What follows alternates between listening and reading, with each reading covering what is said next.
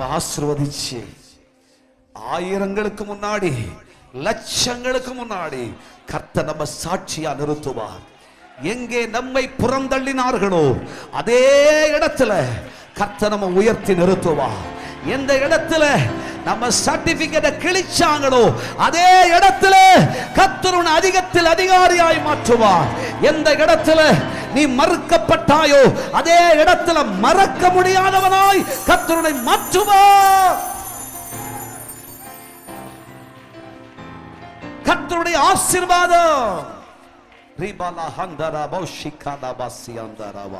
கர்த்தருடைய ஆசீர்வாதம். உடைஞ்சு போனீங்களா? நொறுங்கி போனீங்களா? வாழ்க்கையில நம்பிக்கை இல்லாமதா தெய்வ சமூகத்தில் ஜெபிக்க வந்தீங்களா?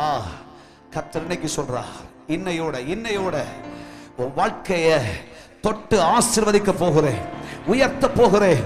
உன் பாடுகளும் கஷ்டங்களும் வேதனைகளும் நீங்கி கர்த்தருடைய ஆசீர்வாதம் உனக்குள் துவங்குகிறது.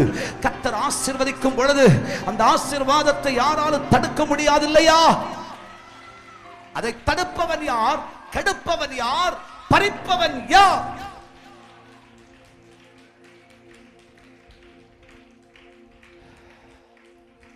பிதாக்களால் வருகிற ஆசீர்வாதம் உண்டு, உலகத்தின் அதிபதியாகிய சாத்தானால் வருகிற ஆசீர்வாதம் உண்டு. அதெல்லாம் நிலையற்றது. ஆனால் தேவனால் வருகிற ஆசீர்வாதம் உண்டு. அந்த ஆசீர்வாதம் என்றும் நிலைத்திருக்கிற ஆசீர்வாதம். அது நம்ம விட்டு போகாது.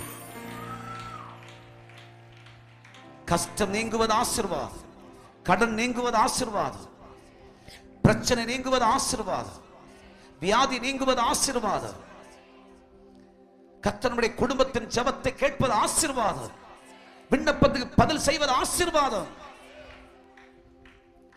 ஆண்டவர் சொல்றாரு, இந்த ஆசீர்வாதத்தை நாளைக்கு வா உனக்கு கொடுப்பேன் ஆண்டவர் சொல்லல. ஆகா 2:19 எழுதப்பட்டபடி இன்று முதல் உன்னை ஆசீர்வதிக்க போகிறேன், இன்று முதல் உன்னை ஆசீர்வதிக்கிறேன்.